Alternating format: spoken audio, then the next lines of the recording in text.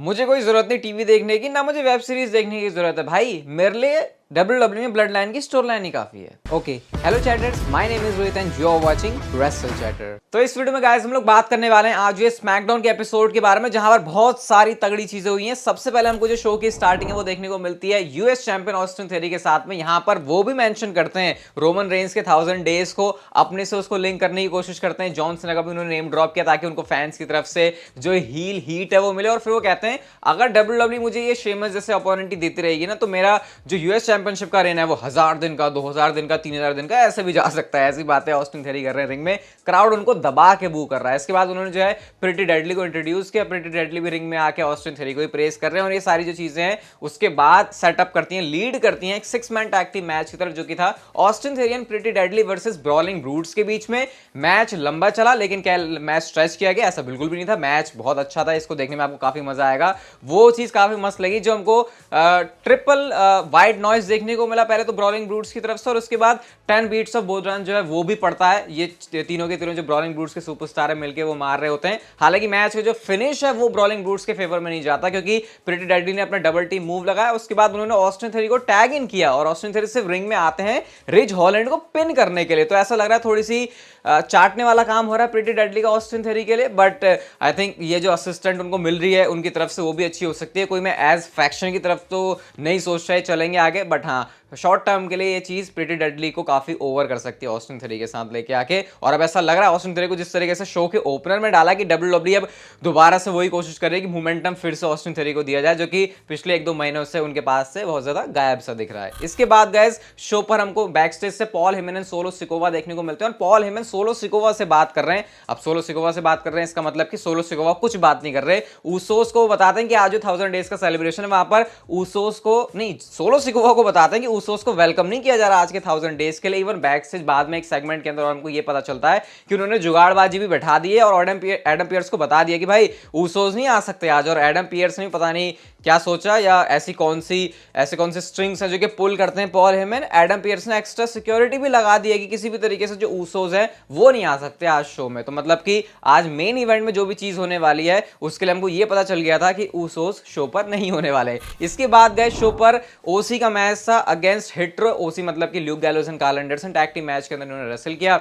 And में काफी obvious सा फिनिश था इस मैच का। मैजिक किलर लगा के Luke Gallows and Karl Anderson ने मैच में विक्ट्री ले ली। उसके बाद टॉप डॉला आके अटैक कर रहे हैं, लेकिन एजे स्टाइल्स की तरफ से फिनोमिनल फोरआर्म आता है, जो कि इस पूरे सेगमेंट की, इस पूरे मैच की मुझे सबसे बेस्ट चीज लगी। नेक्स्ट इस शो पर होती है ग्रेसन वॉलर इफेक्ट। अब गाइस ये बात आप ध्यान रखो और इसको नोटिस करते जाओ आगे। ग्रेसन वॉलर के जो सेगमेंट है वॉलर इफेक्ट, वो कुछ स्टैंड आउट कर रहे हैं काफी बाकी चीजों से। सोच रहे हो आज इस सेगमेंट के अंदर जो गेस्ट थे वो सारे विमेंस डिवीजन से बिलोंग करते थे, लेकिन बावजूद उसके ये सेगमेंट बढ़िया था। क्राउड इसमें काफी इन्वॉल्व, काफी ऐसा लग रहा था कि वो इन्वेस्ट कर रहा है। आस्का यहाँ पर सबसे पहले तो आके अपने आप को प्रेज कर रही है, और जिस तरीके से वो रो रही थी माइक पे, भाई वो काफी फनी लगता है मुझे। आस्का को देख के कभी भी क्रिंज वाली फीलिंग नहीं आती, पता नहीं वो कुछ भी कर ले, ऐसा जिनको देख के लगता है कि नहीं ये इसका कैरेक्टर एक्चुअल में ऐसा ही है और ये सच में उसे ही परफॉर्म कर रही है। इसके बाद एक एक करके यहाँ पर सुपरस्टार्स आने लगते हैं, जैसे कि ईओ स्काई है, उन्होंने जापानीज में आके बात करी जिस पर क्राउड जो वर्ड ट्रीटमेंट है वो दे रहा होता है। बेली यहाँ पर आके बात करती है कि मनी इन द बैंक का ब्रीफकेस डैमेज कंट्रोल में से कोई जीतेगा उसके बाद वो चैंपियन बनेगा। शॉर्ट्स ब्लैक हार्ट भी आती हैं, लेसी एवंस भी आती हैं, जेलिना वेगा भी आती हैं, और उसके बाद एंट्रेंस रैंप पे पहुंच जाती है आस्का, और ये सारे लोग भसड़ मचा रहे हैं रिंग में बीच में। ग्रेसन वॉलर अलग परेशान है और आस्का जाके रैंप पे जाके बोलती है कि nobody is ready for Asuka, but Bianca Belair already ready थी। पीछे से आके उन्होंने उनके ऊपर अटैक कर दिया। अटैक करने के बाद वो एक तरीके से अपना बदला ले रही थी, क्योंकि 420 दिनों का जो रेन था बियांका ब्लेयर का उसको आस्का नहीं तोड़ा था। इसके बाद शो पर होता है जेलिना वेगा वर्सेस लेसी एवंस के बीच में मैच। जो भी इस मैच को जीतेगा वो क्वालिफाई कर जाएगा women's money in the bank ladder match के लिए। मैच का जो रिजल्ट है वो जेलिना वेगा के फेवर में निकलता है, क्योंकि एलडब्ल्यूओ से उस समय काफी ओवर चल रही है और मैच में विक्ट्री हो जाती है जेलिना वेगा की। इसके बाद गाइस शो पर एक बहुत इंपॉर्टेंट मैच था।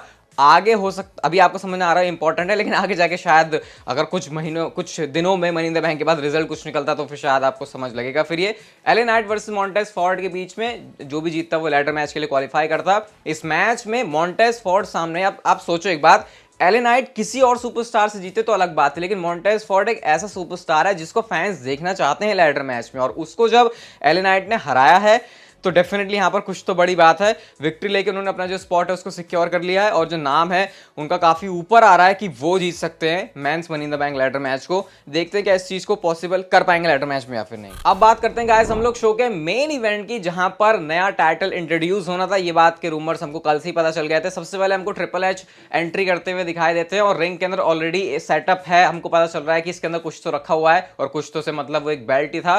ट्रिपल एच यहाँ पे आके रोमन रेंस के रेन की बात करते हैं, कैसे वो कितना ज्यादा ग्रेट है, रोमन रेंस ने कैसे चीजों में अचीव किया, 1000 डेज उन्होंने पूरे कर दिए। इसके बाद ज्यादा टाइम ना लेते हुए ट्रिपल एच इंट्रोड्यूस करते हैं रोमन रेंस को। रोमन रेंस की एंट्री होती है Paul Heyman and solo Sikoa के साथ में। अब जैसे ही ये सारे के सारे सुपरस्टार रिंग में आते हैं, ट्रिपल एच कांग्रेचुलेट करते हैं रोमन रेंस को और बताते हैं कि रोमन रेंस ने कुछ ऐसा किया जो कि नियरली पिछले 40 सालों में किसी ने भी नहीं किया, और इस बात की बधाई देते हुए वो रोमन रेंस को प्रेजेंट करना चाहते हैं नई अनडिस्प्यूटेड डब्ल्यूडब्ल्यूई यूनिवर्सल चैंपियनशिप। हाँ, ये यूनिवर्सल चैंपियनशिप नहीं, ये डब्ल्यूडब्ल्यूई चैंपियनशिप नहीं है, ये है अनडिस्प्यूटेड डब्ल्यूडब्ल्यूई यूनिवर्सल चैंपियनशिप। जैसे ही कपड़ा हटता है तो पीछे से निकल कर आती है same WWE and universal championship वाले लुक की बेल्ट, सिर्फ कलर में वहां पर चेंज है जो कि गोल्डन कलर का है। मुझे नहीं पता था कि लास्ट वीडियो के थंबनेल में जितना मैंने फोटोशॉप में मेहनत की थी उतना ही डब्ल्यूडब्ल्यूई इस बेल्ट के डिजाइन में मेहनत करेगी। वैसे मैंने ट्विटर पे ट्वीट डाला था कि ये जो बेल्ट है इसका डिजाइन, इसका जो भी चीज है वो काफी बेसिक कॉन्सेप्ट ही रहने वाला था, क्योंकि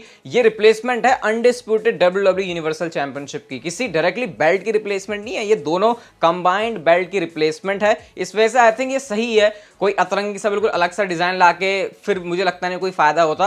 अभी इस बेल्ट के बारे में और इस सेगमेंट में बहुत सारी ऐसी चीजें हुई हैं जो कि स्पॉइलर हमको बताते हैं आगे चीजों के लिए, और इसके लिए ये वीडियो काफी नहीं है। तो इस वीडियो के बाद सीधा पॉडकास्ट रिकॉर्ड करने में जा रहा हूं कम्युनिटी टैब पर, आपको बिल्कुल डिटेल चीज इसके बारे में पता चल जाएगी। अब क्या होता है, रोमन रेंस को जैसी बेल्ट दी तो रोमन रेंस ने बेल्ट पकड़ी और उसके बाद वो उसको हवा में रेस करके फायरवर्क्स वगैरह सब कुछ चल रहे हैं और काफी खुशियों वाला माहौल चल रहा है। लेकिन खुशियों वाला माहौल ज्यादा टिकता नहीं है। रोमन रेंस पेंसिल्वेनिया करके बोलने वाले होते हैं, लेकिन अपने आप को रोकते कहते हैं नहीं नहीं इतने से काम नहीं चलेगा, द एंटायर यूनिवर्स एक्नॉलेज मी, ऐसा करके रोमन रेंस बात करते हैं। अब जैसे उन्होंने ये बोला ऊसोस का थीम सॉन्ग प्ले हो जाता है। डब्ल्यूडब्ल्यूई ने इस पूरे सेगमेंट की प्लेसमेंट कुछ ऐसे करी थी कि उनको शायद कमर्शियल्स के बीच में थोड़ी सी प्रॉब्लम हुई, क्योंकि यहाँ पर डब्ल्यूडब्ल्यूई को कमर्शियल ब्रेक डालना पड़ता है तो कभी कभी ऑकवर्ड हो जाता है। हमारे लिए तो नहीं, लेकिन जो लोग वहां पर एरिना में बैठे हुए हैं, ऊसोस का थीम सॉन्ग प्ले होता है। जब हम लोग कमर्शियल से वापस आते हैं तो हमको ये दिखता है कि जिमी ऊसो बिल्कुल चौड़ में खड़े हुए हैं रोमन रेंस के सामने। जे ऊसो परेशान है और पॉल हेमन भी माहौल को समझने की कोशिश कर रहे हैं कि यहाँ पे चल क्या रहा है। इसके बाद क्या होता है,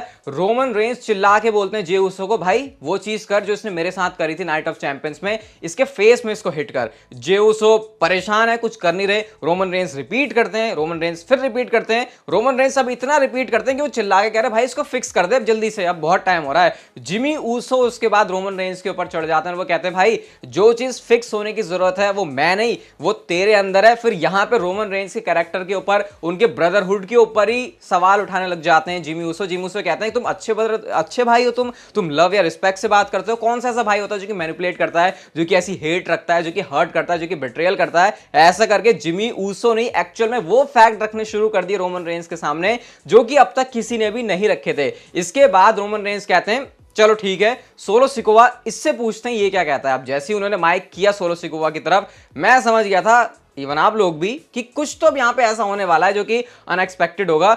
वो कहते हैं कि मैं रोमन रेंस को एक्नॉलेज करता हूं लेकिन ये लोग मेरे भाई हैं। और उसके बाद जो टेबल है वो टर्न हो गई, क्योंकि सोलो सिकोवा रोमन रेंस की साइड से पहुंच गए ऊसोस की साइड में, और उस पर जो क्राउड का रिएक्शन था वो बहुत तगड़ा था, क्योंकि हमने अभी तक सोलो को कुछ भी अगेंस्ट में करते हुए नहीं देखा है रोमन रेंस के, जो कि चीज हमको यहां पर देखने को भी मिली और सुनने को भी मिली। इसके बाद क्या होता है, जिमी उसे कहते हैं अब बताओ तुम क्या करोगे, लव या रिस्पेक्ट से बात करोगे या फिर ट्राइबल चीफ होने वाला है ऑल अलोन। रोमन रेंस का चेहरा, उनके होश सब कुछ उड़े हुए थे कि अचानक से जो पूरी ब्लड लाइन है जिसको मैंने बनाया है, जिसको मैं आगे इतना लेके चल रहा हूं, जो हम इतने टाइम से शो चला रहे हैं, अब अचानक से ये क्या हो रहा है, उनके अगेंस्ट ही कैसे चीजें जा रही हैं। इसके बाद जो रोमन रेंस हैं वो चिल्लाने लगते हैं जिमी ऊसो के ऊपर, लेकिन अब जिमी ऊसो ने ज्यादा नहीं सुनी। उन्होंने उसी तरीके से मुंह पकड़ के धक्का मारा रोमन रेंस को जैसे नाइट ऑफ चैंपियंस में रोमन रेंस ने जिमी एंड जे ऊसो के साथ किया था। क्राउड की तरफ से होली शिट के चैंट्स लगने शुरू हो गए, जो कि बहुत ज्यादा ऑब्वियस भी थे। जिस तरीके से जिमी ऊसो ने वो धक्का दिया तो रोमन रेंस के भी होश और ज्यादा उड़ गए। मतलब जो रिएक्शन है वो एक्सट्रीम टू एक्सट्रीम जाने लगे रोमन रेंस, क्योंकि आज जो उनके साथ हो रहा था वो उन्होंने इमेजिन भी नहीं किया था। इसके बाद क्या होता है, जे ऊसो बीच में आते आते हैं और वो बचाने की कोशिश करते हैं रोमन रेंस की तरफ से भी और जिमी ऊसो की तरफ से कि लड़ना नहीं है, ऐसा नहीं करना, वैसा नहीं करना, क्योंकि हम लोग भाई हैं। जिमी ऊसो का थोड़ा सा हृदय परिवर्तन होता है और वो कहते हैं सोलो मेरा भाई है, जे ऊसो मेरा भाई है, रोमन रेंस तुम भी मेरे भाई हो, तो चलो दोबारा से ब्लड लाइन चलाते हैं, हमने इस शो को चलाया, वी द वंस ऐसे करके बात कर रहे हैं। इवन उन्होंने हग भी किया। रोमन रेंस इमोशनल नजर आ रहे थे यहाँ पे कि चलो अब फाइनली सारी चीजें सेटल हो रही हैं, बट माइक पे रोमन रेंस ने नो बोला, यानी ये चीज नहीं होने वाली। और उसके बाद क्या था, सोलो सिकोवा ने अपना समोन स्पाइक मार दिया जिमी ऊसो को। ये देख के इस बार शॉक है जे ऊसो। इस पूरे सेगमेंट में जे ऊसो वो बंदा था जिसके इमोशन बिल्कुल रोलर कोस्टर राइड की तरफ चल रहे थे, कभी उसको कुछ करना है, कभी मामला ठंडा हो रहा है, कभी शांत हो रहा है, पूरा जो माहौल है वो पूरा ड्रामेटिक बना हुआ था जे ऊसो के लिए। सोलो सिकोवा अटैक करते हैं और रोमन रेंस की यानी वो पार्टी में थे, वो जो थोड़े टाइम के लिए ट्विस्ट था